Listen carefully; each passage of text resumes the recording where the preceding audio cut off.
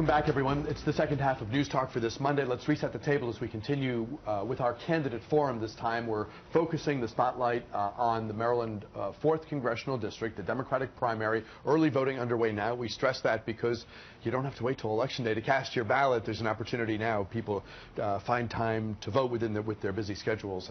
Early voting is terrific in that regard. The primary, of course, April 26th, and a lot of interesting races on the ballot. Former Maryland Lieutenant Governor Anthony Brown is here. Former Prince George's State's Attorney Glenn Ivey is here. Maryland Delegate Jocelyn Pena-Melnick is here, and it's great to have all of you there at home. All of you have been to so many forums. You have seen each other's ads on TV. You've heard each other's radio ads. You've been to the forums. You've seen the lit come in the mail. Is there a whopper that you would like the opportunity to address? Is there a lie, a falsehood, a distortion, something that's been said about you in this race that strikes you as factually wrong, perhaps unfair, that given this opportunity, which I hope you'll take, you'll say, you know what, this is not about a difference of opinion on an issue. This is about getting the facts wrong about me. Do any of those examples come up? I think this has been an extraordinarily clean campaign. I assume we'll pledge today that it'll continue along that vein as we come into the home stretch. But so far, the issues and what I've seen has been, you know, we've been talking about the issues, and this is for other candidates as well. What we're going to do in the 4th Congressional District to help represent the people, how we want to move the country forward if we get elected and go to work on Capitol Hill and move the president's legacy forward. Is there a whopper, a distortion, a lie, a falsehood you'd like to address, Anthony Brown? Absolutely not. I agree completely. We've been, with Glenn, we've been in 15 community forums. All of us have seen each other out and about on the campaign trail. I know that I have, and I've seen Glenn and Delegate Pena-Melnick in the same place, and that's with the voters on the issues that matter, talking about property values and how to address foreclosure, talking about, you know, how we bring more federal resources, whether it's the FBI building or you know, more federal contracting opportunities for small minority women businesses in Prince George's. That's where the voters are focused, and I think we've all been there. I'm gonna stop you there because that's my next question. So which is all cool, but I wanted to finish the round robin on this issue with a chance for you to respond if there's anything you want to respond with. Well, I tell you, I agree. It's been very cordial, very respectful, which I really appreciate. We have focused on the issues, so whether it's Social Security, whether it's equal pay or the minimum wage or protecting Obamacare, we have focused on those issues, whether it's on our record, like letting the constituents know what we're all about and what we bring and the different perspective. That's what we have focused on. Now, the three of you understand that if you ever run for president, you're going to have to learn how to throw the mud. You need nicknames. You need to slime one another. So I presume that will come with time, right? Because this whole letting the issues govern the day thing, that'll never fly. We know from this cycle that'll never fly at the presidential level, right? Certainly the Republican presidential level. Delegate Pena-Melnick, let me go to my next question, which we've already touched on a bit, and I appreciate, but we'll delve into it in more detail right now. I think there's a strong sense in Prince George's among elected leaders and residents generally that in terms of federal dollars, federal assets, the decision about what goes where, you've got a sense over time, a long period of time, where Prince George's is disrespected. How do you what specific strategy and experience do you bring in terms of trying to right that perceived wrong? Well, you know, for the last 9 years, I've been extremely effective as a legislator. I passed through over 50 pieces of legislation that have really helped the constituents of the 4th, Prince George's County and Anne Arundel County. I've been representing Prince George's and Anne Arundel County, and I've been very active in helping bring the FBI to Prince George's County as part of the Prince George's County delegation. Also bringing money, making sure that I voted for the budget for the Purple Line as well.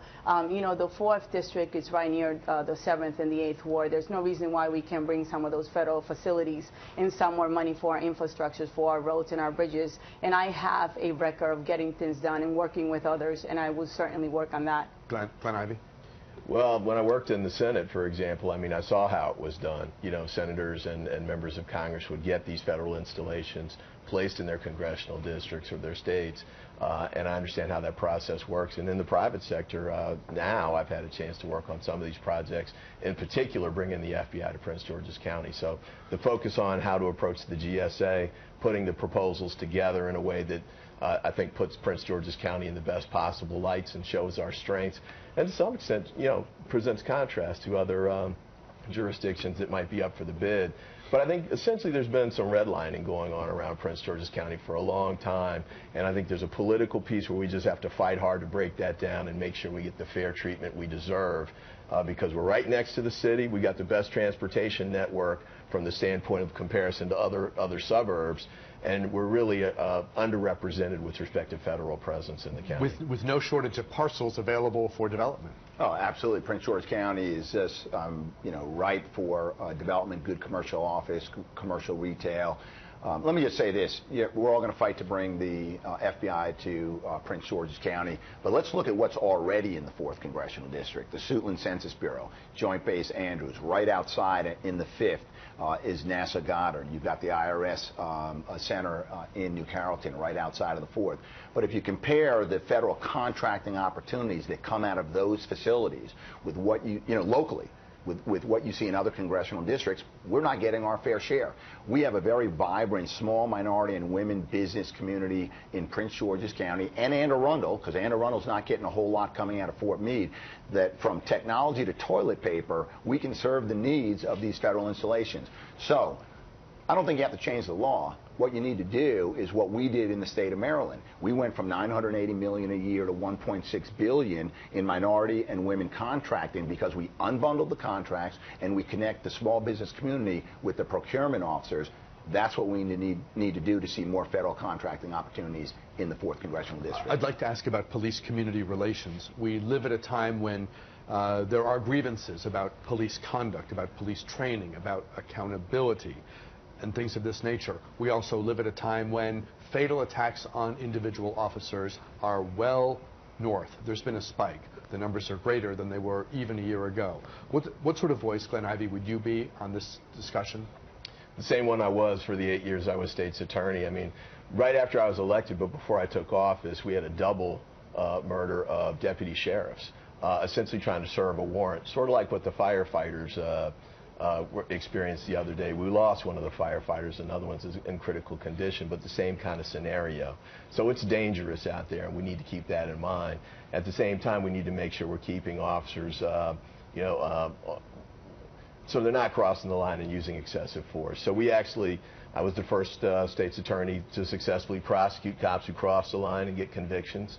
And we brought other reforms in too. I ran on getting cameras on the squad cars, cameras in the interrogation rooms. That got done in the first year when I was in office. I think we need body cameras and other efforts like that moving forward. And overall national police standards would be something I would push for if I got elected to Congress, and an overall criminal justice reform bill. Jocelyn Pena. Well, after the riots in Baltimore, I was one of a small group of people that actually met and traveled throughout the whole state of Maryland for 6 months. And we passed a bill this session on public safety and policing, and that bill calls for more accountability. It reduces the number. Actually, it calls for more training. It has a whistleblower protection as well. In the legislature in Maryland, I have supported and voted for body cameras, and I would do that at the federal level. We need to do that, and we need to work on the relationship between the community and the police. As a former public defender and a prosecutor, I know the importance of that in order to be able to work on these cases. Anthony Brown. Public safety is perhaps the most fundamental responsibility of government, not only keeping the community safe, but also ensuring that our first responders and law enforcement are safe as well. So police officers, they need good training, good technology, good information, and good leadership, but also, as Glenn referred to, and Jocelyn as well, have to be held accountable. So I look at, for example, President Obama's 21st Century Task Force on 21st Century Policing. Great recommendations. Some of them are already being implemented in Maryland, but probably the fundamental component of that is strengthening the relationship between community and law enforcement, ensuring that the community is much more involved in the recruitment, the training protocols, the disciplinary reviews of what's happening with and by law enforcement. I'd like to talk about the issue of compromise in our political system. It's sort of come up in the Senate race. It may be, to my ear it is, one of the undertone issues of the battle now underway between the frontrunners Chris Van Hollen and Donna Edwards in the Maryland Senate race, with Barbara Mikulski announcing her retirement. How do you approach, there's a chance, probably a better than 50-50 chance, that if you win a seat in the U.S. House, you'll be serving as a backbencher in the minority party. Do you view compromise as something that's inevitable, or do you say, you know what, stick to your guns, elect more Democrats over time, and you don't have to reach out to people whose views you find anathema? In terms of your default position, is it to compromise or take more of a I don't want to say firmer or hard line, but I think you all get where I'm going. Anthony Brown. I think you go to Congress with these bold, transformational goals and vision, but you need to understand that often progress in Congress or in Annapolis, when I was in the General Assembly, happens incrementally. And so, for example, you don't compromise your principles. Like, I'll never accept the repeal and replacement of the Affordable Care Act. But you do find areas of common ground. You have to forge consensus. I remember when I was in the Maryland General Assembly and we were dealing with tort reform, we were able to bring the trial lawyers together with the institutional and the physician providers, patient advocates, and we were actually able to forge a consensus where everyone walked away saying that there's a lot in there that I don't like, but overall we made a step forward. And there are a number of areas where we can do that, I think, in this next Congress. Jocelyn Pena-Moment. You know, I tell you, Bruce, as a legislator for 9 years, someone that's passed over 50 bills, I had to compromise because you need to. You come forward with an idea and then you meet, you talk, and you try to do the best you can. It is important, but there are things that you don't compromise on. I agree with Anthony, you know, such as the affordable health care, or, you know, increasing the age of Social Security, or not increasing the minimum wage. Those are things that we need to do, and I would not compromise on my principles and my values, but you need to compromise to get things done. Glenn Ivey. Unfortunately, Annapolis and Washington are really different places right now for a variety of reasons, but it's hard to get anything done in Washington. I think the public sees it's virtually dysfunctional. They're having trouble just getting basics done. And, you know, 62 votes to repeal Obamacare, for example, is an effort to essentially make political points on the Republican side instead of really get something done. Another big one to me, which was you know, President Obama hadn't even put up a name for who should go on the Supreme Court, and you had Mitch McConnell, the Senate Republican leader, saying, we're not going to have hearings.